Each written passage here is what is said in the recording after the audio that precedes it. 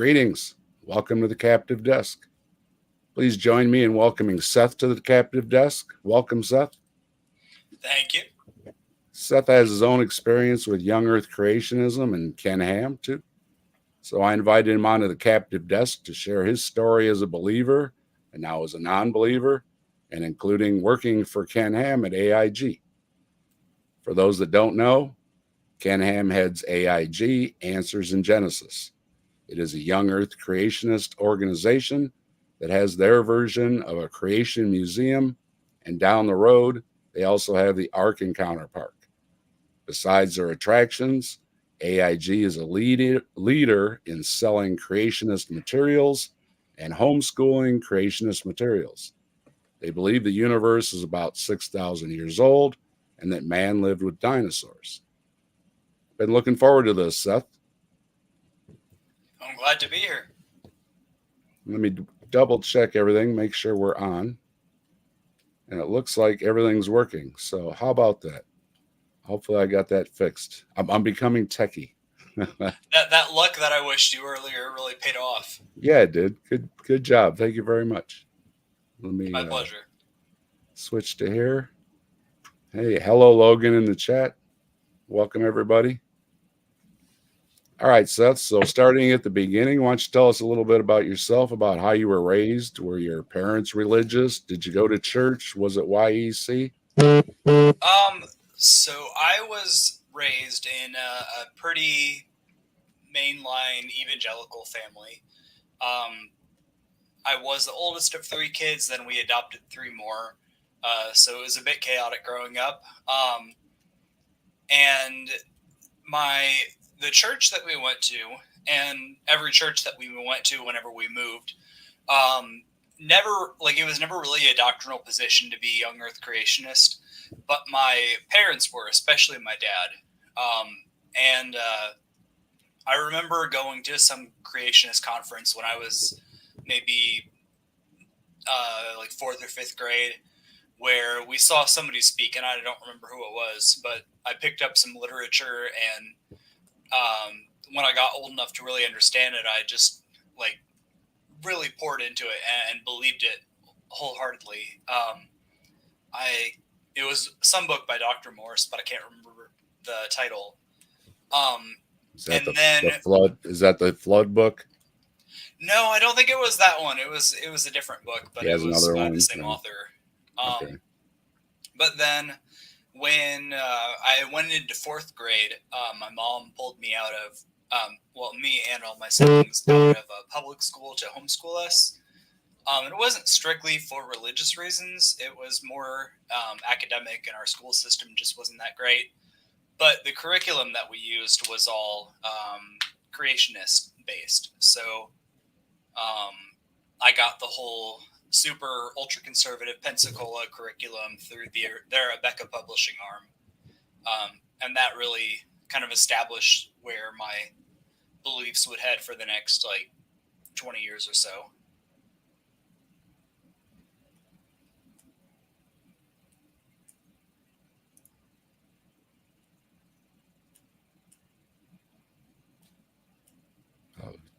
You still there? Yeah, I wasn't something sure if it something beeped. I'd never heard a beep like that before. I wonder what the beep was. I didn't hear it on my end. No? Okay. All right. Maybe it was a notification beeping something or... Okay. All right. Sorry about that. No worries. All right. So then you went to a church, but you said that it wasn't actually, the YEC, that it was separate. Mm-hmm. So how did you incorporate all that? Did you just decide for your own that it was, the way to go, even though they weren't teaching it, or how did you go, decide that in your head?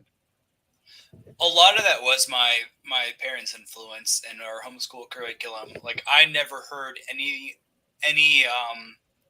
honest, straightforward representation of any scientific idea. It was all colored through the homeschool curriculum we were using. And then at some point, I think we moved when I was 15, and I started going back to public school at our new town. And even there, all of my teachers at the public school were Christians, and so I never encountered any view other than what I was raised with, except for one of my teachers was an old Earth creationist, so we would debate back and forth about that after the lecture. But when I after I moved, I started going to a new church with some friends instead of the one my parents went to. And the church that I attended was like heavily young Earth creationist based, and particularly AIG's brand. So there were copies of Answers magazines all over. They would have different groups of students or the senior group at the church do like a summer road trip out to Ohio or Kentucky to see the Creation Museum. And that pastor actually really knew what AIG taught, and so he would himself teach it from the pulpit. So it was much more enforced and highly promoted than it was at my parents' church. And what did you think personally? Was it that the scientists were wrong? I mean, how did you process that in your head? Was it just that they were trying to fool you? That it was a thing against religion, something like that? Yeah, basically. Once I started going to that church, I would read the AIG articles and Institute for Creation Research articles almost every day. I would keep up on their new publishings and everything they'd post. And I would then take that information and try to convince my friends at school who were not creationists that they should believe it. And I just couldn't fathom anyone thinking that evolution was true. I don't know what I thought exactly about why evolution was taught. I can't.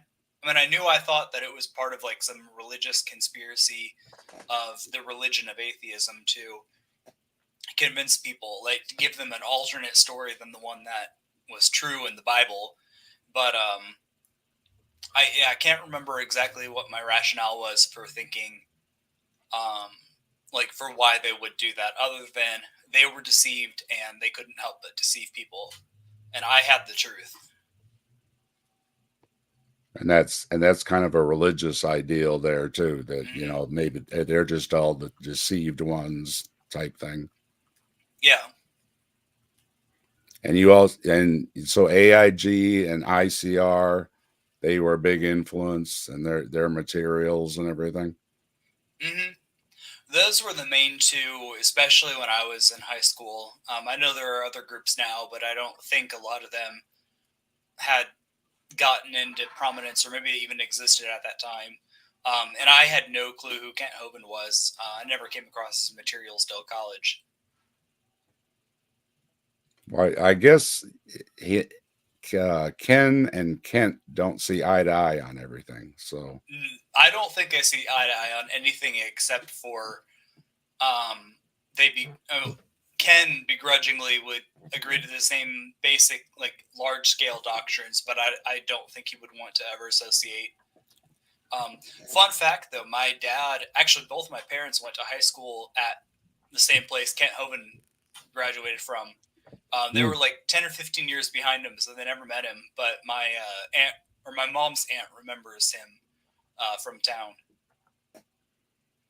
She said he was a really good juggler. Yeah, he is. Mm-hmm. He could juggle a lot of things at once, that's for sure. Oh yeah. And then so as far as then education went, then you're up in through high school and past high school by now, right? And then you went to school for IT, is that correct? No, not really. I originally had, I mean, I still have no idea what I want to do with my life. Haven't figured that out yet. But when I was in high school, it was really heavily reinforced that someone as smart as me had to go to college. So it was, I didn't know there was any other option, and I might have still gone even if I had known. But for me, I think a part of me was just a little bit afraid of learning anything that would conflict with my views, because I think deep down I knew that that would be a challenge for my faith. And I wouldn't have articulated it that way, but like in my mind, there were certain fields, like anything science related, that I just knew I couldn't go into unless it was at a creationist school. And I really wanted to go to be close to the Creation Museum, because I visited it once with my parents over the summer, and thought it would be amazing to work there at some point. So I decided to go to Cedarville University, up in near Dayton, Ohio. And I was there for about 2 years studying engineering, and I realized that I'm really not good at math, so that wasn't the right thing for me. I flunked out essentially, and transferred back to a state school in Illinois, where I graduated from a few years later. But I didn't do IT. That's just what I ended up working in for a few years down the road. Ah, okay. And then your dream job would be then working for Ken Ham then? Hmm. So when I was in college, I graduated in 2014, and a few years prior to that, I think they were planning on having the arc complete by 2014. So I just remember thinking, when I graduate, I'm going to work there. And I was still super zealous for creationism. I remember some embarrassing debates with a friend of mine who was an anthropologist and a Christian at the time, trying to convince her that she was going to lose her faith if she kept studying anthropology. And lo and behold, it happened. But now we both laugh about it. Right. And anyway, so I really wanted to work there. But when I graduated, the ARC wasn't open yet, and I didn't have any. I mean, I was just trying to find something that I could do for work. So I kind of floated around for a few jobs for a couple of years after graduating. And then I got let go from one job I was doing, deliveries, because I accidentally hit somebody, and had this Oops. opportunity now opened up in front of me, where God just opened this door for me to come out to Ohio. So um, 2 years later, I moved in with a friend from back home who'd come out to Cincinnati, and started working for the Creation Museum and a couple other jobs on the side.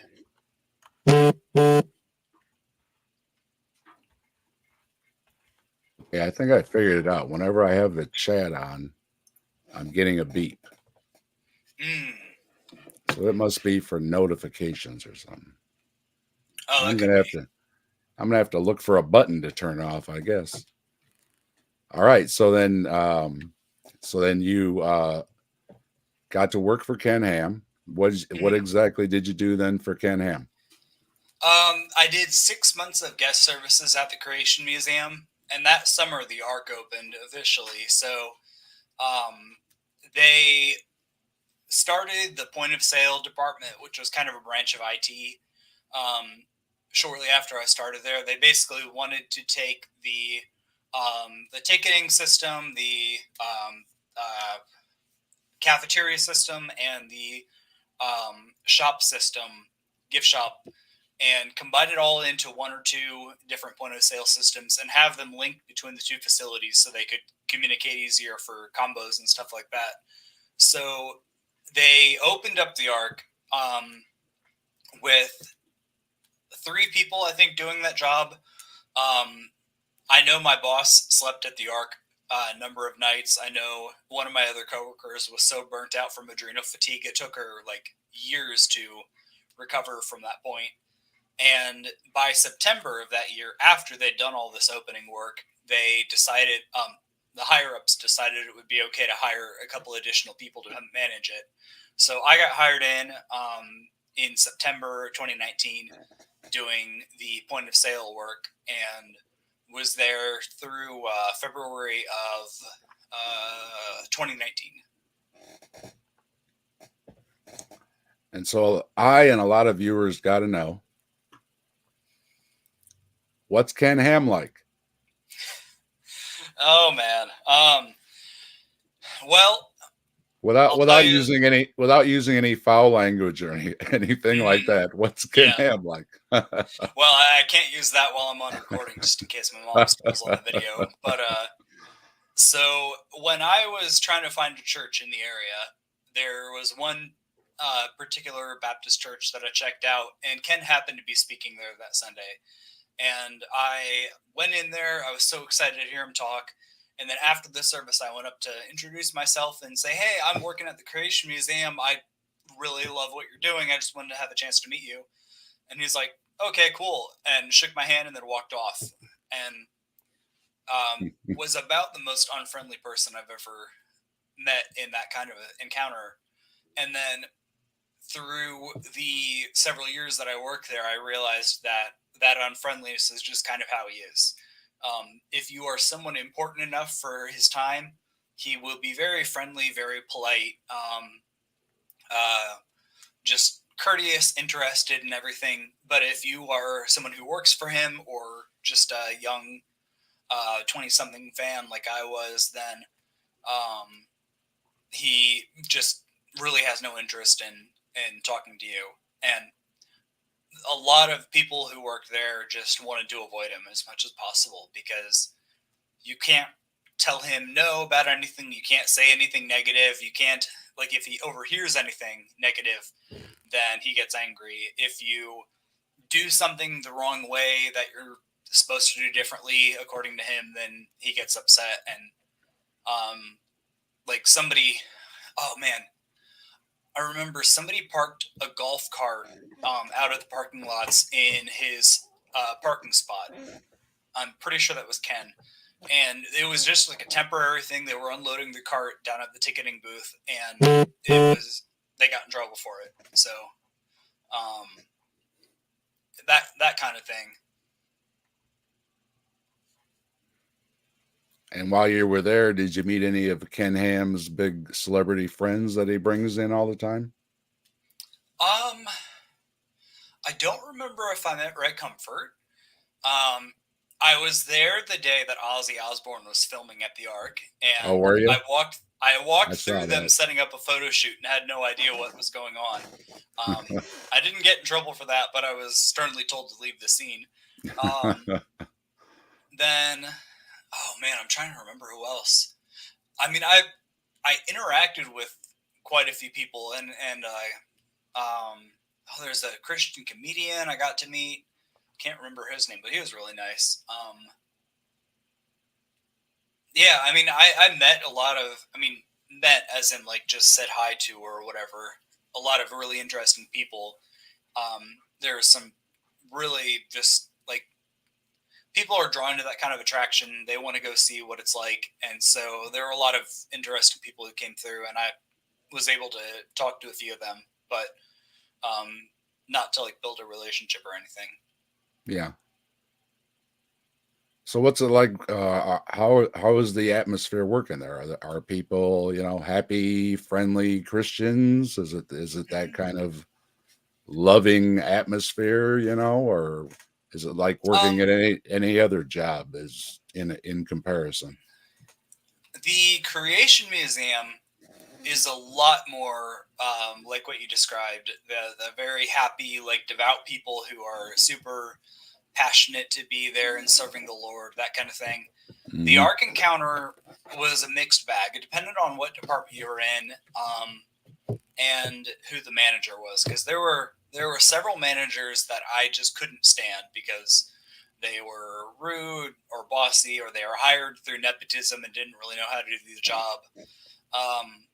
And then there were and like the food service at the Ark, that whole department was, it seemed to me like there were a lot of people who were just there for the paycheck. The guest services department, which I worked down there a lot to work on their equipment. They were a great team for the most part. The manager there was a good friend of mine while I worked there. And I don't know. I think the lower level employees tended to be better overall, but the higher ups, like the executives and stuff like that, were more of a mixed bag.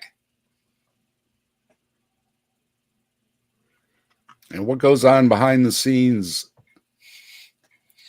Is there, do people, I mean, is the belief really there behind the scenes, or do they kind of snicker at the man with dinosaur exhibits? I mean, what is the general atmosphere behind, whenever, not when everybody's talking when Ken Ham's around, but yeah.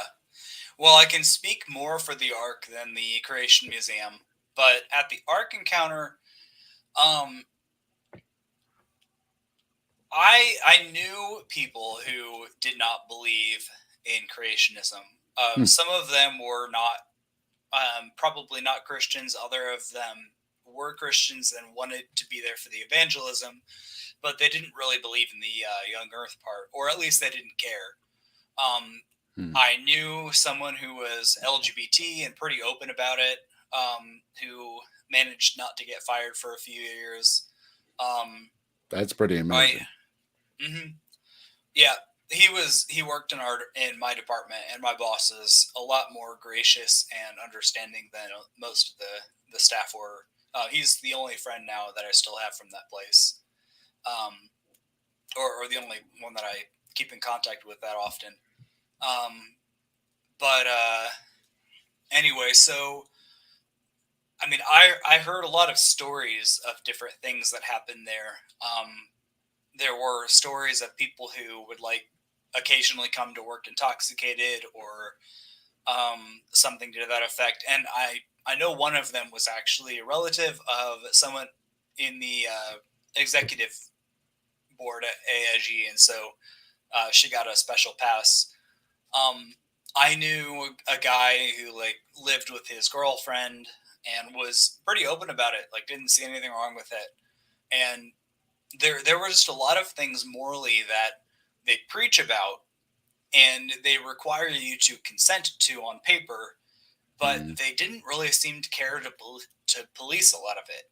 And I don't know if it's just stuff they didn't really hear about, like the higher ups, or if it was the fact that they had a hard time retaining employees and finding new people, so they had to keep the ones they had. I'm not really sure. The important thing is, though, they don't allow any staff except for their official teaching staff to discuss any theology, anything about AIG. If somebody has a question about theology, you put them to the website. If somebody has a question about creationism, you put them to the exhibits. You're not allowed to answer any questions. You're not allowed to talk about your beliefs amongst your peers if there are guests around. So they kept it all very locked down.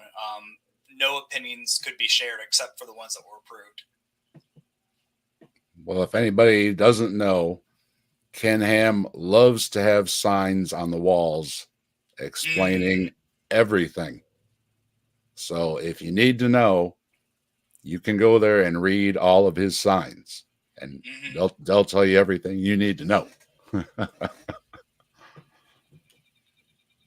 So what about employees that everybody has heard of that, make videos with Ken Ham and everything? Did you associate with any of the bigger names, Snelling, Jeanson, Purdom? Jeanson, not really. I met Snelling and Purdom, and they were both pretty nice people. Just like talking to them in the office. I can't remember. I'm not that great at names, so there are a few names that I've forgotten. But so I know one, Roger Patterson. I didn't have any issues the with big him. man. That's the big man. Yeah. I had a friend who was working several positions lower than him in the hierarchy, and this is going to segue a little bit into what eventually got me out. But she was devout in the Hebrew Roots group, or Hebrew Roots movement. I don't know if you know what that is, but it's No, but kind of like I was gonna ask you about, so go ahead and explain what it is. it's like an evangelical fundamentalist version of Messianic Judaism. Okay. Um, you don't follow the Jewish traditions and the Talmud or any of the practices that have evolved since the first century. You also don't follow any Christian practices since the first century. It's like you get it. They try to figure out exactly how somebody, a Jew living in Jesus' time, particularly Jesus himself, would have practiced their religion, and then try to mirror that as best as they can. Okay. I think, honestly, it is a little bit of an aside, but I would say it's probably a more accurate version of Christianity than any mainstream denomination, um, because they're keeping Torah. Something Jesus might recognize. Yes, exactly. Okay. He would find them, like if he came back, he would go to their synagogues on Saturday. Okay. Um, but anyway, so this and this woman I was friends with, she got me into that belief system, and she and her husband were really devout in it, but they also had young kids. They wanted their kids to be able to have a Christian community, so they would go to Sunday church for the children's activities, and then also do all the Sabbath keeping and biblical holidays and stuff like that. Um, and in this church they were going to, they had a few disagreements with the pastor, so they tried to like leave comments. They tried to email. It was all very private. Like, hey, we just want to sit down, talk to you one on one, figure out or see if we can discuss these issues where we disagree. And he ignored them. Finally, they wrote a post about it on, I think, on Facebook. I don't know. But this is after months of trying to get in touch with him and him blowing them off. And that blew up. And it turns out that Roger was one of the elders at the church. Because of the conflict of interest, where he's both an elder at the church and he's one of her senior leadership, he should not have been involved in this at all, because it was nothing to do with the work, had no impact on her job or anything. But he made a point in like positioning himself there with all of the meetings with elders and church leadership. And after this happened, I think 2 times, they ended up leaving the church entirely. And also, she eventually quit working there too. So that's one experience. I can't remember. I don't think I ever had any particularly negative experiences with other staff who worked there, like especially among the leadership board. But I tried to keep out of the limelight as much as I could, because I heard of stories like this. I didn't know him personally. He was a few years before my time, but there was a guy who worked there who, Scott McKnight, he's not sure what he's doing now. He worked for BioLogos for a few years, but anyway, he ruffled a lot of feathers by just telling the people in the office that he had some questions about hell. He didn't really think it was eternal conscious torment. And after a couple months, they told him he had to retire early. So I knew of that story. For those that don't know, BioLogos is a lot more moderate. They try to tell believers that science is okay, basically. So that's kind of their theme of their association. They are evolutionary creationists.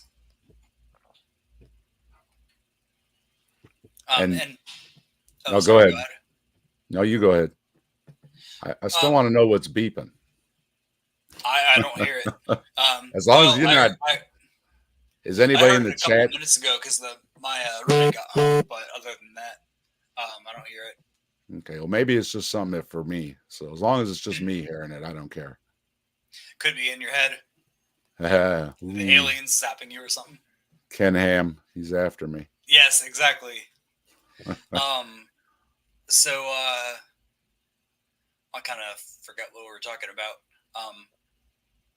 Oh, I wanted to ask you. You said something about family and everything, and I know Ken Ham has his son-in-law working there, and his son works there. Does the whole family work there? I mean, is it is it like that where he's just got everybody and their cousin working there? I didn't meet all of the family. I knew one or two of his grandkids, not well, but I interacted with them a bit. They worked in the bookstore while I was there. I met his daughter. She was pretty nice. I know I interacted with them a couple times, his son-in-law. And I'm not sure who else I really came in contact with. I mean, there might have been people there that I ran into at work that I didn't know because we just didn't exchange last names or something. Mm-hmm. And I wanted to mention that. Let me see if I can pop this up here real quick.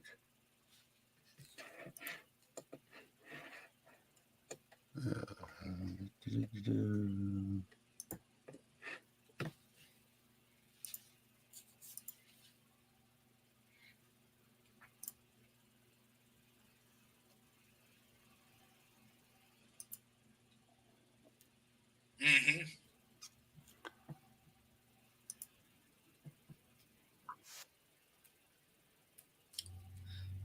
I'm not hearing any audio. Okay. I can hear it. Mm. Well, anybody that can't hear it, Dr. Joel's just saying this is the new headquarters for Answers in Genesis.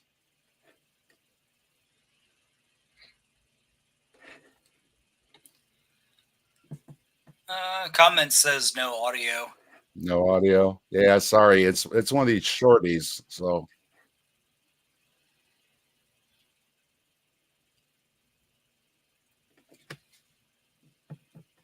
Yeah, basically AIG okay. bought out, I believe, was it the Toyota? Some car manufacturing plant that was in the area, and they're using that office space now, or they're going to convert it. And it was like this enormous purchase. And he went down there to tour it, and we got to have coffee this morning. Yeah, you told me you got to have coffee. Mm-hmm. What'd you guys talk about? Basically, exactly all of this. Was it? I'd never met him before in person, and I just I saw his video where he's talking about coming down here this week. So I said, "Hey, let me buy you a coffee," and we met up and hung out for like about an hour or so, and just kind of discussed different different viewpoints on Genesis, on creationism, kind of what led me out of the faith, that kind of stuff. Basically what we're talking about here. And for those that don't know, Dr. Joel is a believer. He's also a scientist, and he also points out the flaws in young Earth creationism. So he's not a young Earth creationism or creationist. And he's one of the most respectful people I've seen doing it. Like he is. I don't think he could have an enemy. Well, very few people can engage with people like he's engaged with Nathaniel Jeanson, and Nathaniel Jeanson notoriously hides out from everybody. So, well, he said one time he came by, he saw us, Ken speaking at, I can't remember where he said it was, but it was at some conference, and he went up afterward and introduced himself to Ken and was like, "Hi, Ken, I'm Joel Duff," and he says, "Oh, I know." like, oh man, you're notorious. Yeah.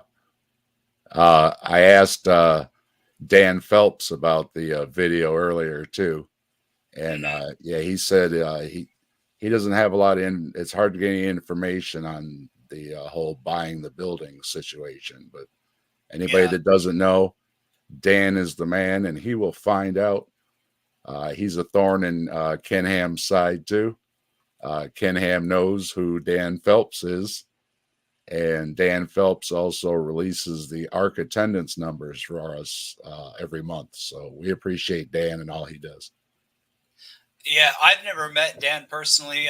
We've interacted a lot on Facebook though, and he's asked me for information, but I've kind of severed all my ties there, so I can't be that useful anymore. Mm-hmm. Okay, another point was something I wanted to bring up is that the young Earth creationists at Ken Ham's organization openly mock the flat earthers. Now, if that isn't irony, I don't know what is, because their reason is they read the Bible too literally. Now, what do you think about that? When the different sides are saying they're reading it too literally, how much more too literally can you get? You know, it just seems like each time they just say, well, you're not reading it literally enough. Have you run into that a lot in the different circles that you were, the different faiths and environments and everything? When I was in Hebrew Roots, there was a good percentage of Hebrew Roots believers who were flat earthers, and who embraced a lot of other conspiracies too. But they were basically of the position of whatever the Bible says and whatever it meant to the original recipients is the way that it has to be interpreted. They looked at AIG as compromisers. I mean, a lot of them were still fond of the Ark and museum, but they still thought that they were just like compromising with the world with science, because some of them were fine with dinosaurs, some were not, but they're like the Bible is clearly Dragons. teaching. Those are dragons. Those are Oh yes, dragons. exactly. They're dragons. But they were like, the Bible is clearly teaching that the Earth is flat, and I mean, I would say that it is for sure. So if it says that, and if you're basing your entire life and worldview and everything about yourself on it, why not go all the way with it? What's the point of trying to compromise with the world and secular science like that? And there was a point toward the end of my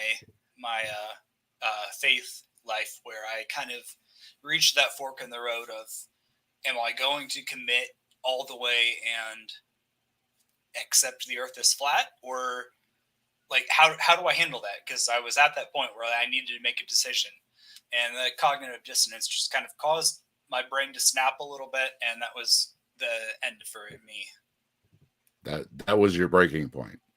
Mm-hmm. And then what did you do? Did you hit the library and just start reading a bunch of science books, or what did you do? I'm a millennial. I hit YouTube. I'm sorry, I'm aged. No, you're good. I mean, there were those few months were just kind of terrifying for me. It was somewhere between the fall of early winter of 2019 and the first couple months of 2020, and I was super scared. All of it, like not just about the religious stuff, but also how do I deal with family? How do I like, what are my values now if I'm not basing them on this, my interpretation of this one particular source. And I finally, by I think March of 2020, had come to a conclusion that I couldn't believe anymore, and that I wasn't convinced. I didn't think there was any convincing evidence. And I actually remember my act of defiance was breaking kosher intentionally and eating this burrito with pulled pork and shrimp. It was amazing, by the way. But it had been like 3 years of kosher. And then right after the pandemic hit, and I kind of wondered if God wasn't judging me for it. Yeah, well, that's, that you have those beliefs instilled in you, and yeah, it's going to creep in your head. And also, obviously you had to have the thoughts of, were you being deceived? Was Satan creeping around the back door, just itching to deceive you and win you over? Yeah, that's actually a really terrifying thought, because like I grew up in a more mainline evangelical church, and then I went to a fundamentalist church in high school, and then I went to like conservative Hebrew Roots synagogue, and every single time it was like I had this major paradigm shift in beliefs, and I felt like I understood the Bible better and understood my theology and worldview better. But after so many times of changing my perspective on things and following where the evidence led, then I had to had to admit to myself, like, I can't really be sure about any of this. Right. And I wish You more went Christians would this go through away that. and that away, and then you're like, okay, now which way do I go? Yeah. Right. And it's like, I can't see how I could be wrong here, because I've been through these stages before, and I know why I disagree with them from the Bible. I can defend my positions, but everyone else I know is still back here. And if that's the case, and if God is going to judge people based on partially on what they believe, then what does that mean? Does that mean that I'm right, or I'm wrong and they're right, and I'm going to be judged, or are they wrong and I'm right, and all of Christianity for the past 2,000 years is wrong? Like, it was a kind of a dilemma, and I wish more people could go through those kinds of paradigm shifts, but people just kind of find their church that they go to, stick there, and never really expand beyond that. And what about other religions? Did you consider, well, maybe you're just following the wrong religion? Did you look into other religions at that time too? Only Judaism. I mean, just kind of a tangent. And then I never considered joining Jehovah's Witnesses, but there were a lot of things that I agreed with them with theologically. But outside of like Abrahamic stuff, I never really looked into it. Once I was at the point of admitting to myself that there's no convincing evidence for a deity, then it was a question of, if any of these other gods that people have worshipped exist, they either don't care that I know, or they don't want me to know, because they could otherwise make themselves known. And if they don't make themselves known, then I'm not going to put forth or exert the effort and put in all these years of researching and trying to understand it, because they either don't exist or they don't care if they're worshipped or not. Yeah, that's one of those questions. If God exists, why do we need all these books? Why don't, it would seem to be self-revelatory to you, and you wouldn't need all these different books of everybody else telling you all about it. So a couple other things about Ken Ham, and speaking of Dan Phelps, what do you think about Ken Ham's attendance numbers? Is the place really packed all the time? Have you been in there? Have you been there since you worked there as, a couple tourist? Times. Have you? What's it So like? Is it packed, or? On weekends during the summers, it gets up to like 8,000 to 10,000 people usually. There, in my department was in charge of keying in the numbers of ticket sales into the system, and I didn't do that most of the time, but there were a few months where I was the one responsible for updating monthly ticket sales. And I remember being quite alarmed that the numbers were lower than the kind of vague numbers they were throwing out to the public in the first 2 years. That was a bit alarming, a bit disturbing to me. By that point, I was pretty burnt out from them as an organization. There were a lot of reasons why I didn't like them as a company, even though at the time, like up until the time I quit, and for the next year, I was still a creationist. But I was getting pretty grossed out and disgusted by the way they ran things. And so I know that the numbers they were telling the public, which were kind of vague, ambiguous figures, but they were still exaggerated and bloated from what we were actually keying in. Unfortunately, I don't have any way to follow up on it now. So I really can't provide anything else besides what the ticket sales are showing through the safety tax. Yeah, well, that's one thing when we see Dan's numbers, it doesn't seem to be going anywhere, really. He seems to have like a repeat crowd and then a certain amount that are coming in that, from other places. Yeah. But it doesn't seem to be going either way. It doesn't seem to be crashing or growing. It just seems to be like he's plateaued at a certain number. Mm-hmm. And for the times that I've been there since then, I went once shortly after I quit. Although if you live in the Tri-County area, you can park there for free and go around the facilities outside. So I just did that and then snuck in the back door of the Ark and took a bunch of different photos because I had a blog at the time and I was trying to point out different inconsistencies between the Ark and the museum. There's one, I can't find my images for it that I took, but they are talking about the different numbers of kinds of animals. And between the Ark and the Creation Museum, they had completely different numbers on their placards. Like, obviously, the Creation Museum, like, 15 years older or so. So, like, they would have updated their stuff just over time, but they never updated that plaque, or maybe they didn't know about it, or maybe they didn't think anyone else would care.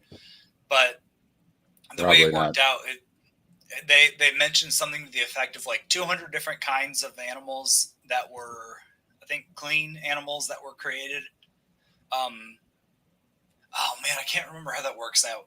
If I ever go back, I'm gonna try to figure out, take pictures of those slides again, because it was pretty damning when I read it, but unfortunately, it's I don't recall anymore. But I went back for that, and then I went to the Creation Museum when my mom came out to visit a couple of years ago. And I went to the 2021 Ark protest. Yeah, I think that was the year. They're not consistent every year, depending on weather, the pandemic, stuff like that. Right. But I went to the protest in 2018 to see what it was about, and then I went back in 2019 as one of the protesters. And afterward, when we wrapped up, they gave us a free tour, I guess, to try to convince us all by the wonderful signs on the walls. Did you meet Aaron Ra? He was at the 2018 one, but I didn't know who he was, and I was terrified by him. So I didn't want to introduce myself because I was there as a believer at the time, Right. and just kind of checking it out. I'm so mad I missed the opportunity. Was anybody else there? Were any other big names at the protest that you got to meet, or was it a smaller Eric, protest? Eric, I think his last name is Murphy, and then V La Bianca, I think is their name. I can't remember for sure. I got to meet them. They used to work with, I think, Atheist Experience, and now they do their own thing, kind of a call-in show. And I believe her name was Mandiza from Black Non-Believers was there. She was really awesome to talk to. There were representatives from the local Tri-State Freethinkers group, a couple of representatives from Planned Parenthood, and a few different local organizations like that. And speaking of attendance numbers, or as I should say, employee numbers, Mhm. that it's not in a big metropolis area or anything. And you mentioned something about him having trouble getting help and turnover and everything else. I mean, where is he pulling people from? I mean, how far away do they come to work there? I really am not sure. I know while I was working there, they bought out a couple of old dormitories or maybe an old apartment complex and turned them into dorms. And they had this kind of a SWAT team, is what I think is what they called it, of red shirt employees who would basically jump around from department to department, helping with whatever was needed. And they ended up becoming the dorm parents for these people who'd come here, especially over the summer to work.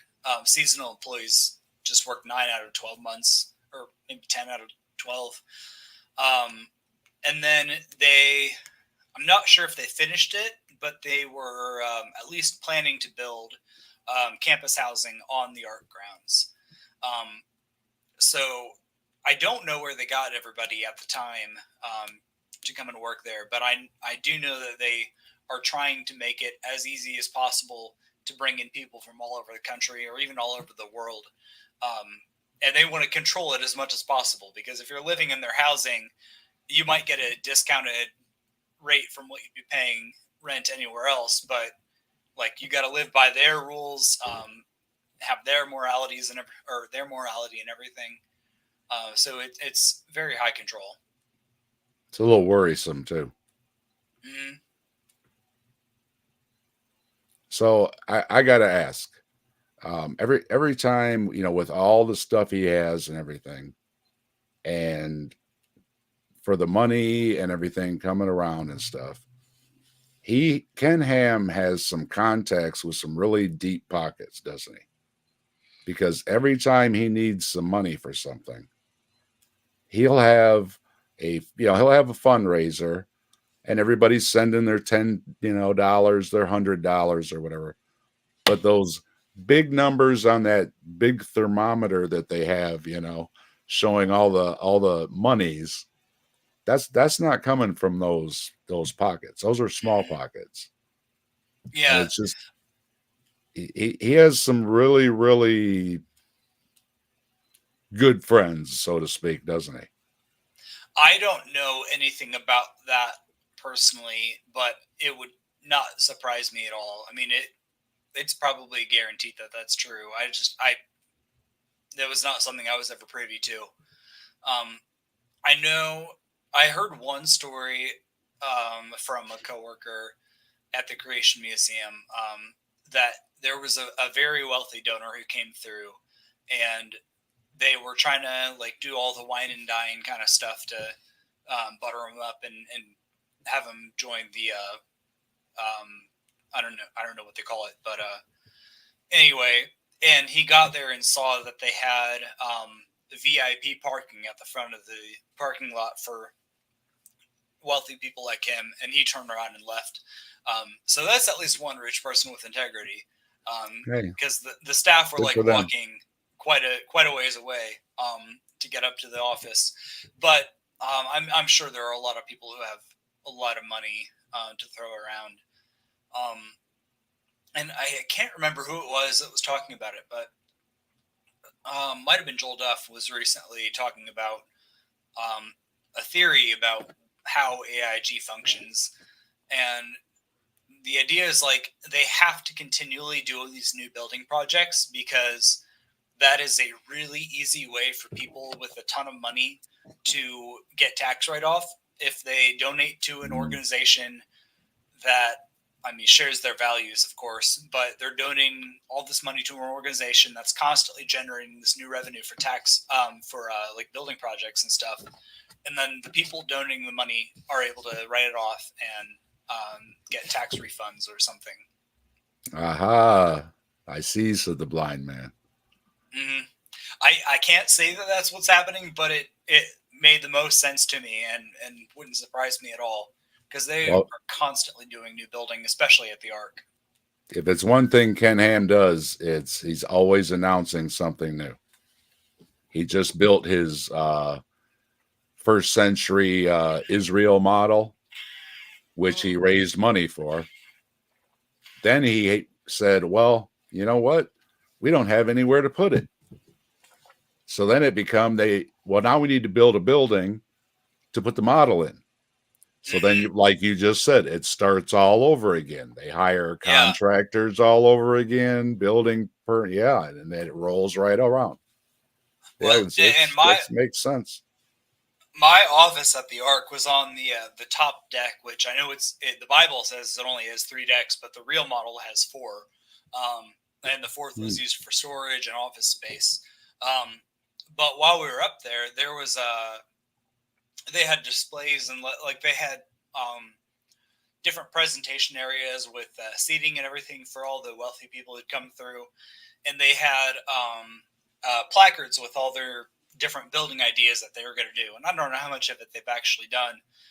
They would have new ideas and scrap them all the time. You'd hear Ken talk about new buildings that never came to light. But the one that I thought was most interesting is they had a zoo expansion where they wanted to add like double the zoo space behind the Ark. And then they wanted to have a giraffe exhibit where you could actually go up and feed the giraffes like you could at a regular museum or a regular zoo. No idea if that'll actually happen. Like, I can't imagine getting giraffes is easy or cost effective or anything, but like that's just some of the crazy ideas that they had. And then I know he has expanded the zoo somewhat, and he's added all his little I don't know what you like, causeway type things, like at an amusement park, where he's got all his little eateries and his little shops and his frozen bananas on a stick and all that kind of stuff he's got going on too, right? That actually was it. 2 thoughts on that, but I'll do the shop one first. So that kind of pissed me off when I was working there, because all those little shops and everything they set up out front of the Ark, none of them had any air conditioning built in. And I mean, in Kentucky in the summers, it can get up to like 80, 90, 100 degrees, especially with humidity. It's terrible. I don't know if anyone actually had any fainting spells, but they eventually did get mobile AC units. But it was miserable. Like, you'd go in there and it was just sticky and hot and suffocating. So they often didn't open up those facilities at all in the summer. They just kind of built them and then let them sit there for a long time. Then with the zoo in the back, I don't know if it's gotten any better, but when I was there, at least the original zoo area was like all gravel on the ground. They didn't put any effort into trying to have grass or dirt or bushes or shrubbery or trees or anything like that. And I showed up to work one day and was walking around the zoo area, and a zebra that they had on loan from another, I don't know if it was another zoo or something, but there was a zebra that was pregnant and she had given birth overnight, and she and the baby were just walking around on this gravel lot. It's like, that can't be very comfortable for the poor little baby. Just felt so bad. Well, in this day and age, more and more zoos aren't seen as, the thing to do anymore, and I always kind of questioned his zoo, and, it's small, Yeah. They're in a bunch of little pens, and like the Cincinnati Zoo is amazing. It's phenomenal for ecological stuff. They actually do like breeding programs to help keep animal populations alive.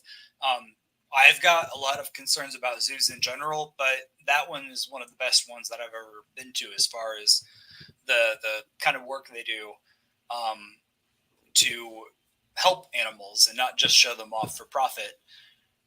The zoos. That's what we got our nephew last year, was a pass to the zoo, because they lived down there. Yeah, they lived down that way. Yeah. My sister-in-law is a neighbor of yours down that way. Really? Who's that? I'm sure I won't know her, but still. You won't know her. She's a nurse.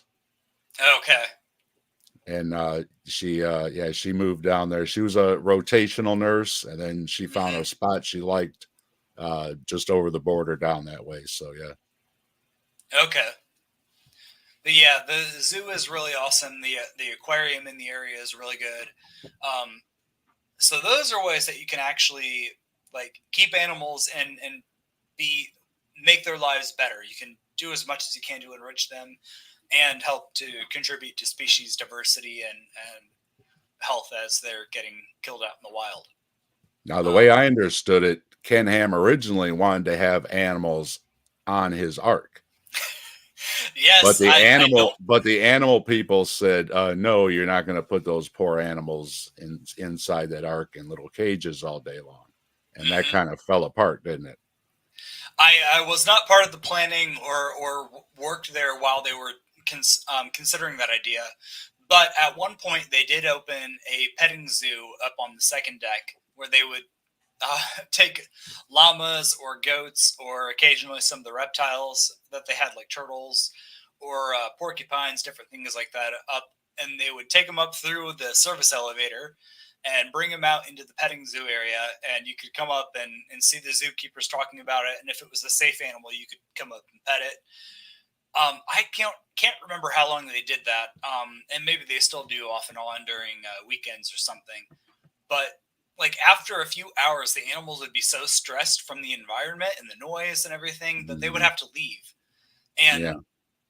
of course, the Ark has like this extensive top of the line ventilation system and AC, and the animals, like the amount of space they took up for those few hours, and then the size of the cages that they had for all of their taxidermy fake model animals, just it's laughable.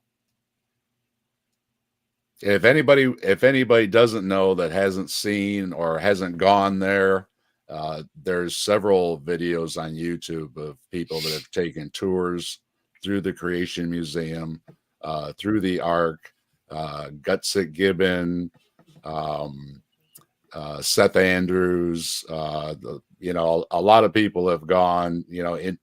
Individuals have posted their family vacations, so you can get a pretty good glimpse of what it's like on the inside. If you're curious, just hit it on the YouTube there, and it'll come right up. There's plenty of them on there. Hmm. So then I also well, first of all, I saw uh, when you talked to David Neff about was it a year and a half ago or something like that, Yeah, when it was yeah. I was in the chat, I was watching, and Okay. Yeah, I've I talked was to him, like, talked to Dapper Dino. Dapper's good too, yeah. Yeah, I can't And I remember what thought, his. oh, Seth's on my Facebook page. I have to have Seth on. So I've been thinking the whole time. It's like, and then a couple weeks ago, you had a post up, and it got my attention where you were saying something about, I can't believe that I used to believe in this stuff. Science and the universe are so wondrous and everything. You remember that post a couple weeks ago? No, but if you give me a second, I can look it up real quick if the context is relevant. I Well, remember writing that, but I don't remember what it was about. right. Well, yeah, it was I think on a space post or something. Um, Let me just see real fast. if you can't, if you can look real quick, but it's not a big Yeah, deal. But the point of I it being though that when you look back, how do you see yourself? Were you deceived? Was it God glasses? Was it you just wanted to rebel against those stupid scientists? I mean, what um. So I think about it like this. I told you my parents went to the same high school as Kent Hovind. I don't know how much of his creationism he got from high school, but I can't imagine that my parents' science education improved that much between what would that be, the 60s to the 80s or something like that. Um, Maybe I can't remember. Maybe they graduated in the 70s, but still, um, like there were probably a couple of teachers that they had in common, even if they never crossed paths. And then with like they neither of them went in any kind of a science subject. So after they graduated high school and getting an education that really, I mean, even if they had better teachers than Ken Tovin, they would have been hearing about only what had been discovered up to the point of them graduating. And we've learned just exponentially more information about evolution and cosmology So and other your related parent, fields. you're saying your parents just kind of got to a point, then they just stopped, Exactly. and it was like Kent and the other ones where they're stuck back in the 1950s, and they're hmm still referencing science books from the Yeah. 1950s. And so I was raised by them, and I mean, they were good parents. I don't have Oh any yeah, huge issues there, but they didn't know anything beyond what they had known at that time. And so they were teaching me, and I grew up in this situation where I didn't have access to any of this other information. Um, and and just to point out, nobody expects everybody to be a scientist. mhm, The world is filled with people that do all kinds of other things that have nothing to do with science, and we need them people too. It it mhm, it's it's not a requirement that everybody has to be a scientist. It's and yeah, it's not expectant that your parents are going to know science. So mhm, maybe your parents aren't the best science teachers, and maybe like Seth said, take a look around, see what somebody else has got to say. yeah. So I look back on myself back then. I mean, it's super cringy. I'm embarrassed by a lot of the things that I used to post, especially when memories come up on Facebook. But also, I look back and think with a little bit of pride in that I was always incredibly committed to whatever it was that I thought was true, and I was never just willing to accept it because somebody told me. I needed to understand it, and that same motivation followed me through creationism, followed me through Hebrew roots, followed me through when I finally realized I was deconstructing, and then through realizing that I couldn't hold belief anymore, and couldn't wasn't able to have faith in anything. To now where I am today, trying to make up for all the lost time and kind of figure out brand new what I should have been learning all this time. I know my motivation has always been the same. It's always been a desire to understand whatever is true. Um, and even if that means giving up what I formerly believed. And it's painful, it's embarrassing, but I'm glad to have gone through that experience because it helps me to understand better. And on my more uh, well, sometimes I can be a bit of a jerk on on Twitter or whatever, debating creationists, but or getting into arguments. But I try to keep that in mind of like they are most likely the same product of their upbringing and decades and generations of experience that I was. Mhm. So it's hard to really hold that against them unless they're being jerks. And that's something I was going to bring up. Everybody sees the memes, poking fun at creationists, that I've shared a few. maybe maybe they aren't the brightest in the bunch, but smart people can believe in all kinds of things. Smart people believe in Lucky Charms. Smart people believe in, well, even atheists that may not believe in certain the gods and the strict definition. There's ones that'll believe in a lot of other things, though, Mhm. astrology and ghosts and all kind of other things. So it's not just a thing that I used to I was a little more brutal, and I used to think it was more of a, well, you aren't too bright. But more I've learned, and the more you hear from other people and everything and stuff, it's not a matter of that. It's just like you said, it's your environment, it's your upbringing, and sometimes people just out to deceive. And that's what I wanted to bring up to the point of, what do you think is the ultimate motive of the YEC? Do you think it's ultimately money? I Because I think made a video, on it, and that's my conclusion, that it's I strictly think for money. the people at the top who are the ones being most outspoken, um, like at AIG, it'd be any of their teaching staff, basically. I think they know every single reason why their beliefs are wrong, and there are two options. Either one of them is it's entirely about money, or the other being, or maybe it's a combination of both of these, that they think that it is important enough for people to believe the gospel as they understand it, to kind of create this buffer around them where they take the Bible more literally because of creationism. That would be a more charitable view of saying, like, even if they know it's wrong, they still think it's better to fluff the details because they know how hard it is for people like me who have to reconcile um, reality with religion. It's okay to lie for Jesus. Hmm. And I mean, it's not exactly a charitable view, but it's better than saying it's about money.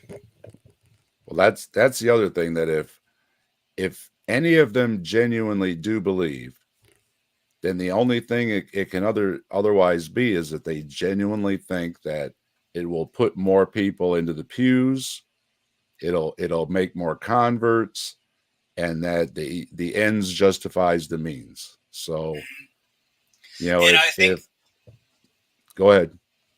well, I was going to say, I think for everyone at AIG proper, not the, well, maybe the museum staff too. I don't know about the ARC staff as much, but I think everybody who works for AIG itself, the teaching ministry, the curriculum ministry, homeschool ministry stuff, I think they genuinely do truly believe it, and just trust that their sources, their scientists are telling them the truth. I really think the onus of the deception is on the top brass, top executives, and the teaching staff. I think everybody like below that in the organization is a true believer. Wouldn't surprise me. And that's what's disappointing, because people like Andrew Snelling, he knows better. Oh yeah. He has worked for, in the oil and gas fields and everything, and he does, and well, not does now. I don't think he does anything now, but he has done legitimate work doing geology, and then he just turns around and does a 180, and it's really disappointing. And I'm not saying, like what we're talking about, Dr. Joel. Dr. Joel's a believer, but he's not pushing this stuff that, I call it blatant lies, because Hmm. a lot of them, even if they didn't know better, they've been corrected or blogged or emailed so many times, being Yeah. corrected, that they have to know better. So you can only give them a pass so long, on the faith thing, where you have to start saying, come on, you're I can't give you the faith pass anymore. You're just being dishonest. Hmm. Well, there were a couple of times where in the past few years where my mom privately calls me or texts me and says, "Hey, I think you're being a little bit too critical here. You really should kind of scale it back with your Facebook posts or something." And there are a few times where she's tried to argue that I need to actually go talk to Ken or somebody like that. Like, hey, bring it up with the guy himself, not with random people like reading it and seeing how angry you are on Facebook. And I don't think that's possible because I mean people have been doing that with him for, like you said, like decades now. There is no reason he should not understand how wrong he is. And I mean, he strikes me as an incredibly arrogant person. Some of the others there, I don't seem that way to me. But I think Ken, whether it's money or whether it's trying to keep people in church, or some other motive. I think he's incredibly arrogant and doesn't care what anybody else says. Oh, even when he does his little answers news things on stage with his you know, closest employees, usually he throws his jabs in there at them. He's condescending and everything. He's keeping them down and in line. Yeah. Yeah. So I've got to ask you. A little birdie told me when I was watching your video that you knew a Bigfoot hunter. Yes. He was one of the elders at the Messianic community that I was attending for about a year and a half while I still worked at AAG. And he, I, outside of this, like, I got along with him really well, but he would occasionally talk about going on Bigfoot hunts. It was like maybe only once a year or once every few years, but he did legitimately believe, and I'm pretty sure he thought it was the Nephilim or something. Okay. I don't really know for sure. I never asked him about it too much, but Well, yeah, because I was going believe to I ask heard you. him You say said that. it somehow he thought it would prove the Bible or something, right? Mm-hmm. So it's the Nephilim connection. Is that Yeah. was his? Okay. Well, Hebrew Okay. roots people are just like their own brand of crazy. There were a lot of them who legitimately believed in aliens and UFOs, but they thought they were demons trying to convince people they were aliens and UFOs. They were open to a lot of different extra biblical literature, like Book of Enoch, Book of Jubilees. Those were the most vanilla of the bunch. There were a lot of different books that they would read and consider as equal level with the Bible, because they viewed the Bible as like this curated collection of holy writings, but there were others that were out there that the church had gotten rid of. And some of them get into really weird stuff. Like Enoch just has like these massive giants, and it's basically an extrapolation on Genesis 6 with the sons of God marrying the daughters of men. But it gets into some really, really weird stuff, and a lot of them believed it all very literally. I did too at one point, but it was the kind of thing that I didn't talk about too much because I was embarrassed by it, even though I still thought it was true. Some of them just didn't have that filter. Now, did you believe that there was still dinosaurs in the Congo and all that kind of stuff, and I knew another pterodactyls guy. in Mexico and everything? Yeah, I knew another guy who wasn't Hebrew roots, but he actually went to the Congo, I think with either Discovery Channel or History Channel. One of those for river monsters or something like that. One of those old shows of like hunting giant fish, and he was actually looking for Mokila Membe. They never found it, obviously, but he was actually on TV trying to do that thing. No, I thought it was true. I believed all of the pterosaurs in the American South. That I think I heard about a T-Rex in Australia or something like that. So yes, That is that one of the ones Bree covered, maybe? I don't remember now. That was back in like Yeah, high it school sounds when I read familiar about it. though. The something in Australia. Yeah, that sounds familiar. Mm-hmm.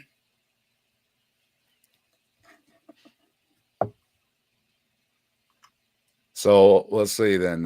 Yeah, so then you agree with me that those in the know are just in on the con, and that's what like I said, that's my other, like I say, people that believe and understand people believe, and for a lot of reasons people are believers, but anybody that went and graduated from Ohio State University or Harvard University or any of these top schools just is without excuse. And I Oh just yeah. I just can't give them much room anymore. I'm sorry. And I don't like to call anybody out and out liars, but they are pushing disinformation. Take it for what you will. Mm-hmm. I And think what do they you did what I was advised to do in school is do the work the teacher tells you because that's how you get the degree, but you can believe your own private beliefs. Or maybe like when I was in science classes in college, I would do the work the way the teacher wanted, and then I would do it a second time the way that AIG wanted, and I would turn both of them in, kind of hoping I would win my teacher over to Christ. But um, I guess because it wasn't my degree, my teachers never said anything about it. Hey, you know what? At least that would be a valid effort. That's Mm-hmm. far better than what most of the comments I see are. My kids stood up in class and said, the teacher's a dummy because they're teaching evolution or something like that. Oh, And hey, I if would you never wrote a cut balls for paper, that. yeah, if you wrote a paper and presented, I think the teacher, would respect it. You know what I mean? Hey, you put, Mm-hmm. and most again, you go to science, most scientists are wrong a lot. That's how they learn, is from being wrong. They try something, nope, that didn't work. You try something, nope, that didn't work, and then you figure it out. So there's nothing wrong with being wrong about things, because then at least we know that ain't it, and we move on. It adds to the knowledge base. So what do you think, all in all, then? Does YEC do more harm to the faith than good, or is it a draw? Where what do you think? I can't imagine what Christianity would be like, especially in America, if creationism weren't a thing. But I do not think that they are doing any benefits to themselves. There are a segment of Christians growing up who are going to hear only creationism from their homeschool, from their church, whatever, and never feel like they need to question or pursue anything else. But there are also going to be people who are very like who want to know the truth, who are concerned with trying to understand it better, and if they let that intellectual curiosity get to them long enough, they're going to realize that they were lied to, unintentionally or not. Um, and when you get to that point, it's very hard if you were raised fundamentalist to rebuild your faith into something, but like to keep it together, because by that point you probably realized that other parts of the Bible don't have any real historical backing, are exaggerations or outright fabrications. That there are a lot of disagreements in how things are translated in different copies of the text competing with each other. So I don't know. I feel like creationism shores up a little core group, but anyone. I mean, I couldn't say percentage It's not wise, but it's not so little, though. I mean, we had yeah, we had Mike Pence in the White House. That that's I think it's it dying it out though. reaches far and wide. Mm, That's my hope, is that yeah, it'll be a generational thing. And kids today, with, like you said, what's a library, right? I'm just going to look it yeah. up on my phone, right? And hey, that's I great. Look it up on your phone. Do that. Do that. Yeah. So, I think there will. It'll take more generations than I'm comfortable with, because generations overlap, and like you have a teacher who graduated in the 80s who's teaching kids into the 2020s or something. right. And so because of that, the turnover is going to be slower than it otherwise would be. But I do think the trend overall is going to be toward abandoning that. And I don't know how Christianity itself will do once creationism and fundamentalism are gone. But I think the long term trend is going to be getting rid of that and probably going to a more like what's the word? Moderate. Well, I was going to say charismatic more, because if you don't have the fundamentalist view of the Bible as God's divinely inspired, unchanging word, then you have to have some kind of input from God from another source. And I think that's going to be more of your charismatic, especially like new charismaticism, um, like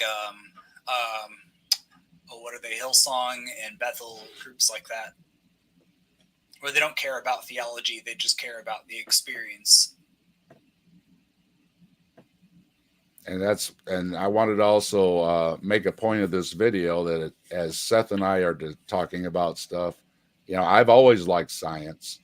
And, if I'd have run up against Seth in a chat over the years here, we probably would have butted heads. And I would have said, dude, you don't know no science. And he would have said, dude, you're going to hell. So I don't care. And, and if it stops there, it's one thing. But then if we start, getting personal and everything, and then now see, we're sitting here talking and Seth's not a believer anymore. So, maybe Seth wouldn't be sitting here talking with me today and we wouldn't be all friendly and he wouldn't be having coffee with Dr. Joel and everything if, we'd had all been calling him names a couple years ago. So just stop to remember, attack the ideas, not the person. Okay. Because here we are, tomorrow you could be, tomorrow you can be friends with Seth or whoever else, and go out and, go fishing and have a good time and be friends and without any hurt feelings. You know what I mean? We can all be friends even if we disagree. And I hope, anybody else out there that may, have an opinion or may disagree with me wants to come on and talk about it, that you're welcome to come on. We'll talk about it. We'll be civil. We can be friends. And there's no reason to make it personal. So, Seth, tell us after all of this, how's life treating you? Pretty good, honestly. When I quit AIG over doctrinal reasons in 2019, and I was still a creationist for the majority of the year, but I started working for a company in the northern Kentucky area. That's as far as I'll say.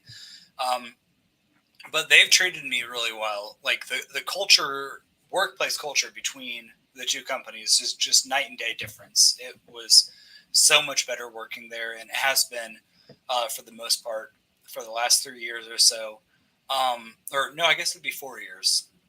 4 or 5. I can't remember, honestly. But anyway, for as long as I've worked there. It's going to get tougher the older you get, too. Oh, and I am terrible at mental math. When I say, by the way, I work in finance. That's as far as I'll go. And I can't do math at all in my head. So not a good combination, but I get by. So I mostly love the job. I was able to get out of my apartment, get into a house, just trying to work on improving myself different ways. I don't know. I'm loving life right now. It's going a lot better than it was when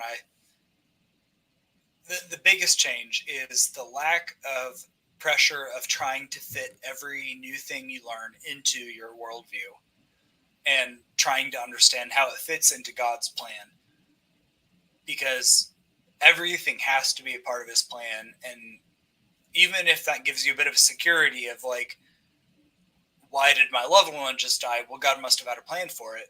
That does maybe give you a bit of comfort in the moment, but like thinking about every single world event, every single minute miniature thing that happens in my life, trying to understand how it all fits together, it was exhausting. And worrying about whether I'm sinning and whether I'm doing enough for the Lord, that kind of stuff, it just really weighs on you psychologically. If you care enough, like I don't think a lot of Christians, at least not a lot that I know of, really care that much. But if you just are that committed to it, that you believe it wholeheartedly, then it is a heavy burden on you. And life has been so much lighter and just more joyous since leaving creationism, faith, everything. That's great to hear. And let's all that, like with those of us that weren't big believers or were never YEC or anything, keep in mind that these folks they believed it, and it's part of their faith, and it can be, really hard for them and they're struggling with it and everything. And, just try to understand, throw them a bone, okay? And remember that how many people on YouTube have stories about how they were young Earth creationists. So it happens, and let's be supportive of them and be friendly and understand that, hey, yeah, in this day and age, they look down at their smartphone and now they got questions. It's going to happen, and that's a positive thing. It's a good thing. And for those in the atheist community, that's a good thing as we see it too. So all around, it's a good thing for everybody. And I will agree with the majority of believers that young earth creationism is not good theology either. When you really look at it, it's not. They are making stuff up. It is, you open your Bible and show me man riding dinosaurs. It's not in there. Okay? It's not in there. Open the Bible and show me where it says how old the earth or the universe is. It's not in there. They are telling you the things that are in that book that are not in there. And from all my understanding, that's a big no-no in any religion when you're fibbing about your religion. So if you're a believer, remember that false prophets and all that stuff that's in your religious texts, and double check these people, because just because they're your pastor or your priest or your bishop or anybody else doesn't mean they aren't wrong too. All right, Seth, I think I've kept you long enough. I really appreciate your discussion and your sharing your story. And anything else going on with you? You seem to talk to a lot of people. You got a blog or a channel or anything, or you just float around the internet, or what do you do? When I was in the Hebrew roots, I had a blog that is now defunct, and I wrote a lot about that. When now, I don't have anything. I was for a while active on TikTok, although now I don't really post anything new under the screen name of Imago Monkey. I mostly just troll Facebook and Twitter and Reddit, interact there. Not doing a lot of active teaching stuff because I don't think my level of knowledge is up to par to be able to combat any creationists or offer anything new to the discussion that isn't somebody else isn't offering. So I'm just at this point just trying to learn and just kind of enjoy life, because there was not a lot of, there were enjoyable things about life, but there was not a sense of just being able to enjoy being alive when I was stuck in the faith. And I do see, I don't know if this is coming up yet or not, but I do see there are a few people who were asking questions along the way. So if anybody has questions, I'm happy to stay on and answer. Yeah, I was just gonna say I was gonna look through the chat and say hi to everybody and see if there's anything on here. So yeah, let's take a look at it. Scroll back up here. Appreciate everybody being here. Logan, Classia.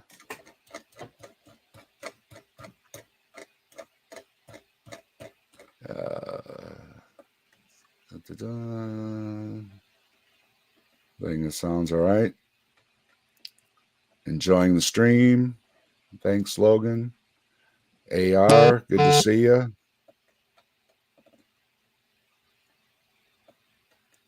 Buzz. See that? Is there the buzz? I don't know if I heard that or not. I've never heard it before, but I've got it in my headset. So I wonder. Oh, well, it just happened a couple of times, but I was just wondering what it was.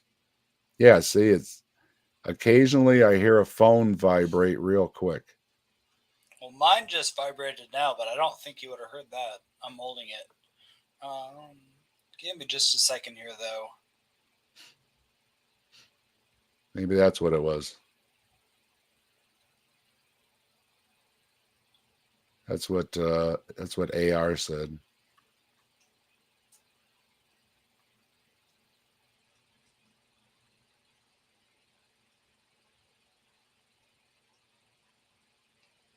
Yeah, AR said he could see Ken Ham not being nice unless you were a possible investor. Mm-hmm.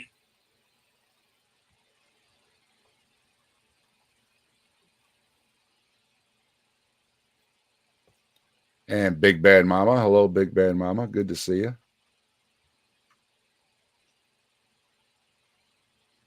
AR said it's like the Ken Ham commandments. Yeah. I'm sure Ken Ham has his etched in stone somewhere. Yeah. Well, not that they probably cared one way or the other whether I stayed there, because I was low enough on the totem pole, most of them didn't know me. But in 2019, they started requiring people to sign the statement of faith every year. And through all of the deconstruction I'd done on things like Torah keeping, I had changed my mind from like it being like Christ fulfilled the law on our behalf to wait a minute, no, he actually told people to be keeping the commandments and was here to show us how to do so. And then to realizing that like the Trinity is not in the Bible. Jesus was the Messiah, he was the prophet, but he wasn't God himself. And there were a lot of different beliefs and stuff that were all part of the Hebrew roots package that I was deconstructing, not realizing that I was deconstructing at that time. But when it came time to sign the statement of faith again for 2019, that was the thing that pushed me out the door, because I couldn't in good conscience sign when I disagreed with everything except the creationism part. Let's see, Deconverted Man, how you doing? Captive Desk for question time. Does Seth think that YEC would be easier to deconvert from due to science, or is it harder due to the overwhelming indoctrination? I can only speak for myself. Science would never have convinced me. I had all of these answers that I had at the ready for why different things that were revealed in science were not true, like things that we learned. And I could, for my own part, compartmentalize my the new scientific facts I was learning and try to square them away with my understanding of the Bible. Now, obviously, I couldn't address them and like actually show why they were wrong, but it was enough for me to be able to do that in my own head, to where nothing I learned scientifically could ever really thwart my beliefs. So for me, it was more of a willingness to to question whether I really understood the Bible. Because when you start to try to understand Genesis through the lens of Abraham or Moses or somebody like that, then you have to be willing to go back to how they would have read it. And that got into the whole Mesopotamian, ancient Near East, like Leviathan, Chaos Comp stuff, the Divine Council. And that was kind of what made me realize that they were viewing the world and spirituality and gods through a very particular lens. And if I didn't adopt it for myself and like become a flat earther, and a bunch of other related concepts, then I wasn't really being an authentic believer. And that's where I hit that fork in the road of like, do I just zealously go all in and completely eschew everything I've ever learned about the world? Or am I going to follow what I learned about the world and realize that I can't keep believing, at least not the same way? So you had almost a twofold. You had to examine the faith and the science both. Mm-hmm. Yeah, see, a lot of people are saying it sounded like a phone going beep beep. It can't be my phone beep beep because my microphone is hooked to the wall. So, well, I have my notifications muted on my phone, but my headset is paired to my phone and my computer, so maybe there's something. Maybe that's what I was picking up, because yeah. Yeah. I don't know. Okay. I'm not getting anything on my end, but maybe something weird is going on there. Yeah.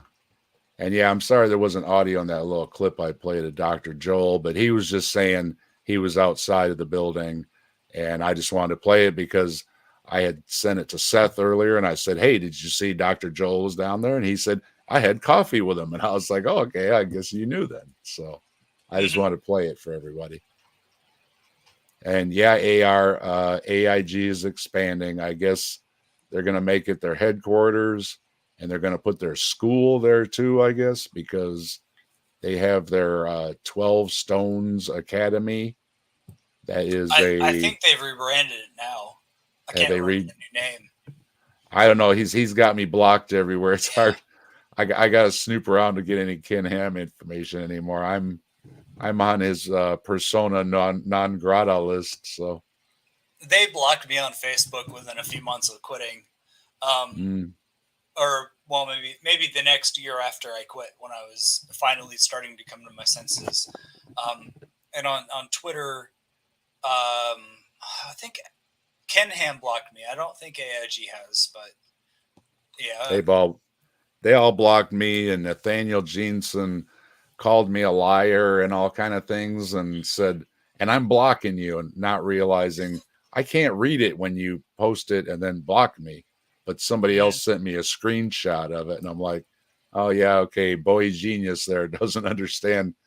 You telling somebody off and blocking them is it doesn't do any good. They don't see it. So knock yourself out there. But and yeah, that's like I tell me, I've been blocked all over the place. But I got blocked, like on Ken Ham's page, I got blocked for saying, there's other creation myths. And that's all it took. They didn't like hearing that at all, because they like setting up, it's either their argument or science. Completely they're leaving quite out. happy with the mindless drones of amens that they get on every post. But as soon as you try to bring up any kind of question that requires like 2 sentences of thought to answer, they block you. Oh yeah, they have a social media policy of don't talk about anything. That's their social media policy, and it's like that's not social. No, never mind. Never mind. Why have just turn the comments off? If you don't want any input, turn the comments off. But like you said, yeah, it's amen, amen, amen. And then you'll see somebody mentioning somebody that isn't there anymore because their comments deleted. They love their echo chamber. And then they'll say that the other side doesn't want to engage. Yeah. Now, but that's AIG not true. Does not moderate Twitter, I've found, because nearly every reply to them on Twitter is negative. The only page that gets moderated is Ken's personal Twitter account. I just may have to get a Twitter. Several people have said it's a lot of fun. You got to get Twitter, and there's a atheist list, for a lot of the YouTubers and everything, and yeah, they'll get me on the list, and everyone's like, oh, guess I'm gonna have to do. I've resisted for so long, but I just might have to. I don't know what that is. Is it like just something for atheist YouTubers, or? Yeah, they can. I guess they can all interact, and you can find each other and that kind of thing or something. There's a lot of interactions. Randolph up in Canada, I was talking to him one day because he has a list that he puts atheist channels on and everything. And I said, hey, Randolph, I saw him one day when I was on Mike's stream. Hey, Randolph, hint, can I get on the list? Oh yeah, I'll check your channel. I'll put you on the list. So I appreciate it, Randolph. So yeah, there's different ones that they'll help different channels out. They'll get you on lists and stuff so people can find you and everything. A lot of great people in the communities. Just ask. A lot of people out there will offer you or point you in the right direction.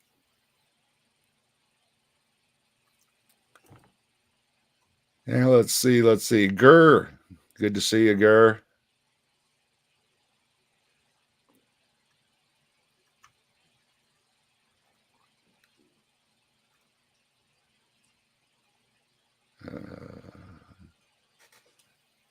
AR said he had a similar path out of his exit from Christianity, considered Judaism and going kosher, and then he changed all that.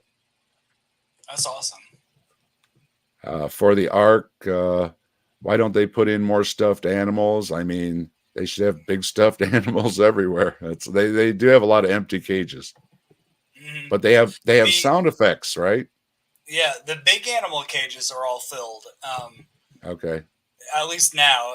I think for a while there were a few vacancies. The one that really disappointed me the most when I was working there is they didn't have anything representing elephants. And I found out a couple of years in that the reason they didn't do that is because they wanted to have an elephant that was actually animatronic walking on a treadmill. Because on, I think, deck 2, they have an exhibit showing how the ventilation system would have worked, where they had like a moon pool in the middle of the ark and the water would go up and down and pump air through. And they had like a poop catcher that would lift up on a conveyor belt all the poop and dump it out the window on the top. And it was powered by an elephant just walking for a whole year on this treadmill. I thought they had a dinosaur on it.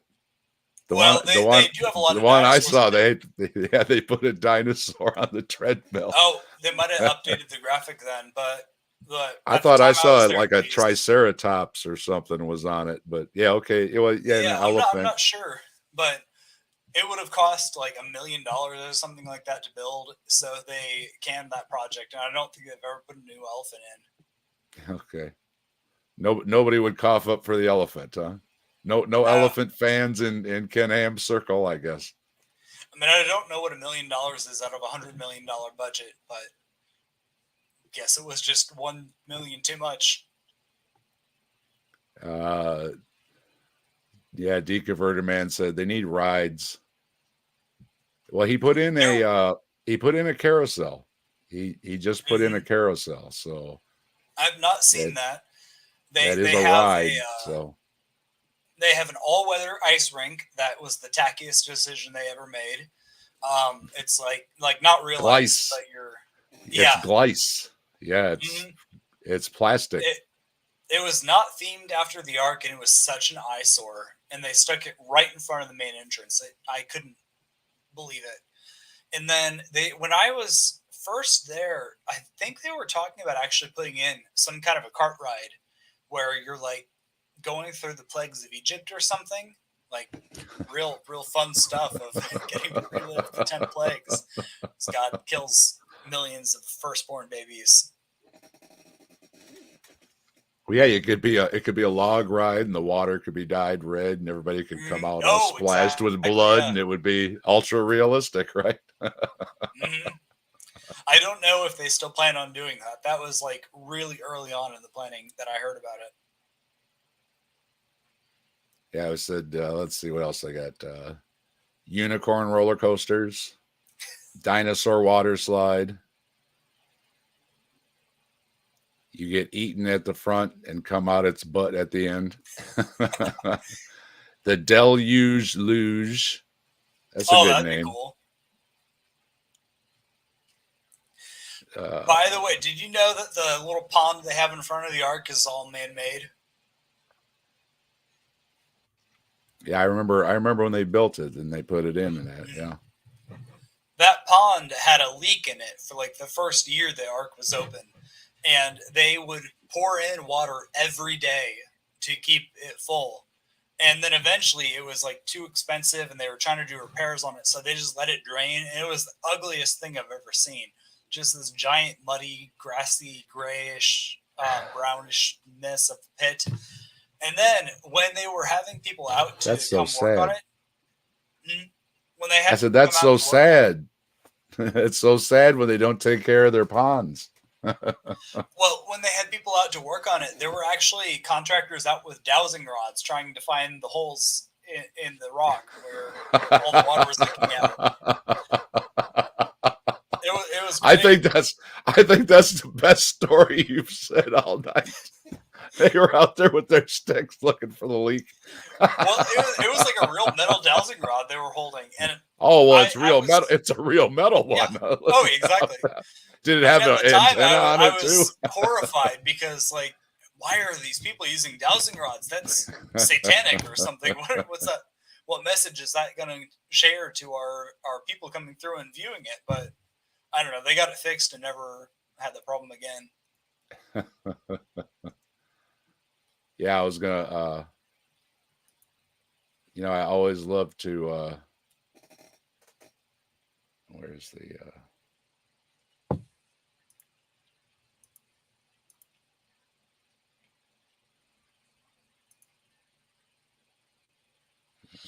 It doesn't want to stop.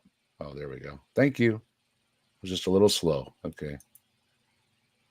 I'm trying to be too anxious here. I got to give it a second. Yeah, my computer is really chugging along with this. Yeah, see, this is how you take care of your pond. You have to take care of your pond.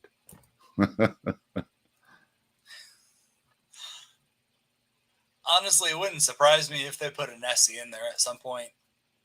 Yeah, my Nessie's got up some buoyancy issues. I hope to have worked out here pretty soon. But there's your pond?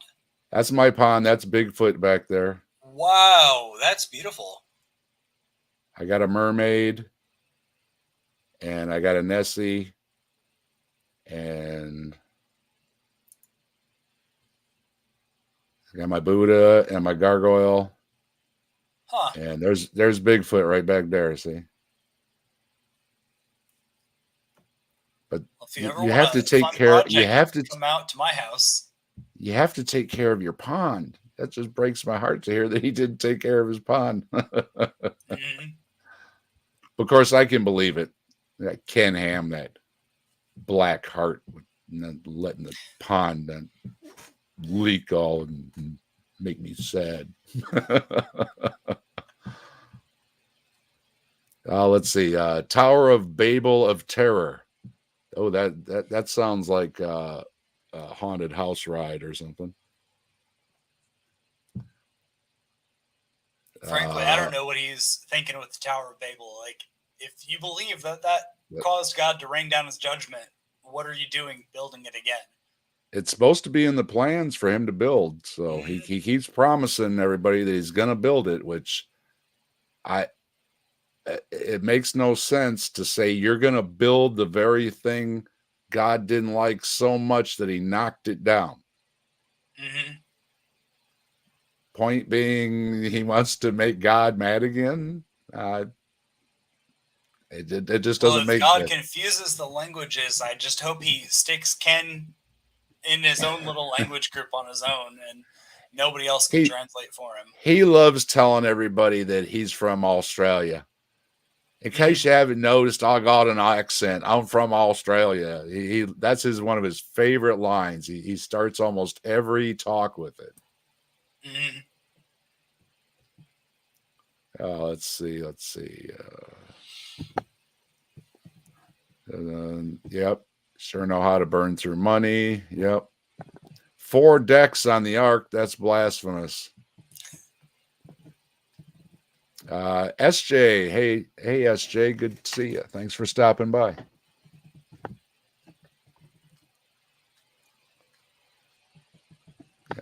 Logan says the HVAC people said nuh-uh about the animals. Logan said, yeah, you'll kill yourself with the methane. Yeah, that's always a problem. And anytime anybody brings that up, and it's like, anybody that's been around a farm just cannot, I don't know how they could imagine putting all those animals in that boat. I mean, you've got to know it just wouldn't work.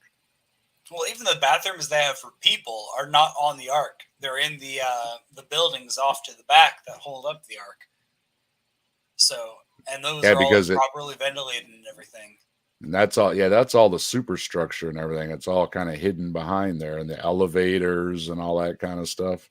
And what do they got? A dozen air conditioning units on top of that thing or something? It's huge. Quite a lot, I'm sure. And mind you, a lot of that air conditioning is to keep that boat from falling apart too, because if it gets all moldy and bug infested, all that wood isn't going to last very long. So they have like a planking on the outside of the ark that, I mean, it's like, I don't know if it's a veneer, but it's a kind of a thin wood planking that just covers it. There was a spot on the back of it that was not customer facing that was actually starting to have damage, and they had to replace it. And I loved that because like all the articles that were coming out a few years ago about the ark having flood damage, that was about a service road that was on the property, but it was not the ark itself. This is actual damage to the ark where water was getting in, under the planking and like causing staining or something like that. So He needs to get some more pitch. mhm. Give Ken Ham a bucket of pitch, fix it up. I took great joy when Ken Ham posted the day that lightning hit the lightning rods on the ark, and I thought, oh, so close, so close. I don't Just think I heard about that. that Ken Ham himself, I'm pretty sure it was himself posted it. That yeah, it got hit, and of course it has lightning rods on it, so you know there's a I meme in could be wrong itself. on So this, but what I believe it was Benjamin Franklin who invented the lightning rod, and there were churches who were angry with him at the time because they thought he was thwarting God's judgment. That because lightning would strike churches, and they thought that it was like God's judgment for bad preaching or something. no, it's you're sticking it up in the air. Now they all have them. Hmm. I feel like we should take a few of them down, though. Might do the world a bit of good. Just unhook the ground wire. That's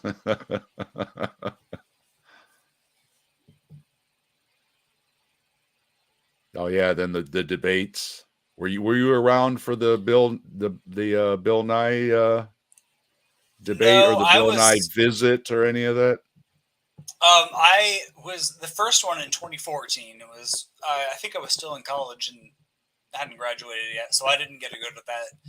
And I thought that Ken Ham won that debate, which is really cringy looking back on it now because he did such an awful job. But at the time, I was like, oh, Ken won easily. Um, but then with the round two, where Bill came through the arc, I was there the day before, and I was really mad. I mean, now looking back on it, I'm really mad that I didn't go the day that he was there. But yeah, it didn't line up. If you pay close attention to when Bill Nye is taking the tour with Ken Ham, you will spot Aaron Ra. Mm-hmm. Aaron Ra was right there lingering around the fringes. You pay I'm close so bad. Like, attention, and there could he have been is. both of them. Oh yeah, you could. Yeah, you just missed. Yeah, you double just missed it, didn't you? Mm-hmm. AR with the Bigfoot. All hail Bigfoot, brother. I took a road trip out to Washington a couple of years ago and was just driving down some random highway in the middle of the forest and came across this enormous statue of Bigfoot with a gift shop and a coffee stand. It was apparently in some movie back in the 80s. But yeah, all hail Bigfoot. I have a Bigfoot video in progress with some others, and then a little incident happened yesterday, and I got thrown into this whole debunking a miracle healing thing. So I got a video. I'm just going to have to do that. So Bigfoot video's getting pushed back again. Sorry. I'll hail Bigfoot. I promise I'll get it done. But so I'm going to do this one on the miracle healing. Miracle healing. I would love to know more information. Could use a bit of that That myself. me too. Because every time I get one of these, you can't disprove this. This is the real deal. Medical records on and on. Then as soon as I'm like, really, it didn't take me that long to look into it to find out that's not true. But I guess when you don't look into anything, you'll believe anything. So let's see. Deconverted man. Yeah, he said Same thing happened with him, looking for facts that supported the Bible, and he found out there was diddly squat to support it. Logan, I think, agrees too. The Bible's, well, it's one of everybody says the classic. You want to become an atheist, read the Bible. Yep, I saw your question. I asked your question there, Deconverted Man. Sorry, I wasn't paying attention. I'm looking at the end here, but trying to pay attention with the guest here. So bear with me. I ain't got a producer or nothing. I'm doing this all by myself. You're doing a bang up job of it too. Easier to, so I think we got through it all. And if I missed anybody, hey, I love everybody. Thanks for being here. Appreciate y'all. Everybody appreciates you being here too. Hey, Mark, good to see you. Pragmatic is here. Good to see you. Spreading the love. AR says, great stream. Everybody says hi to Seth too. So I think we're good to go. Everybody enjoyed the chat. I enjoyed the chat. I was looking forward to it. And I was, you made my night with the divining rods looking for the leak at Ken Ham's leaky pond. I think that was just great. So I think, yeah, we'll end it on that. I appreciate your time, Seth. And I appreciate everybody being here. And yeah, if something comes up, you want to chat about something in the science or something like that. I one of my notes here, Seth used to be YEC, and he's on Facebook, and he posts more science articles than I do. So, hey, you ever want to talk about anything, Seth, give me a holler and we'll talk about it. All right. Awesome. All right. And I tried to get my picture up here in time. Couldn't figure out how to adjust it, but it's my picture with the giant Bigfoot. Well, sweet. Oh yeah. I think, yeah, I've seen that one before. Yeah. That's just awesome. All hail Bigfoot. you made my night thanks there. For having me. Well, thanks for having me on. It was a lot of fun. Yeah, it was. Yeah, it was. And you have a good night, and all my best to you and all yours. And I wish you luck in the future. And I'll see you around the Facebook. Oh, hey, around. If you're ever down in the Cincinnati area, hit me up. Now, hang around for a second. I'll end this up, and I'll chat with you backstage for a minute. All right. Good night, everybody. And if you're watching this some other time, hit the like, hit the subscribe for future videos. I've got one coming up Sunday. Look at the Trees is going to be here, and we're going to be talking about looking at the trees. So hit the subscribe. You'll get the notification on it, and I hope I see everybody on Sunday.